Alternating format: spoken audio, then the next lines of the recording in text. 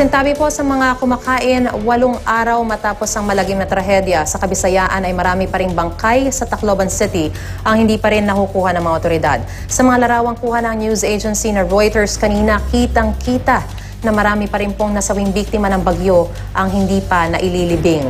Nasa loob na sila ng mga body bag at naghihintay na makolekta ng mga otoridad. Halos ganyang eksena rin po ang nakita ng kasamahan nating si Jessica Soho noong isang araw.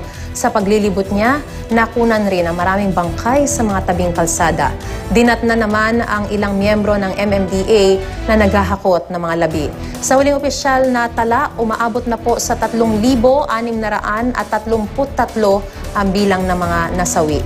Nauna na sinabi ni Interior Secretary Mar Rojas na ikatlo sa prioridad ng gobyerno ang pag-recover sa mga labi, sumunod sa pagpapanumbalik ng kapayapaan at seguridad at ang paghahatid ng mga relief goods. Sa isa pa naunang panayam, sinabi ni Secretary Enrique Ona na hindi naman dapat madaliin ang paglilibing lalo't wala naman daw itong health risk.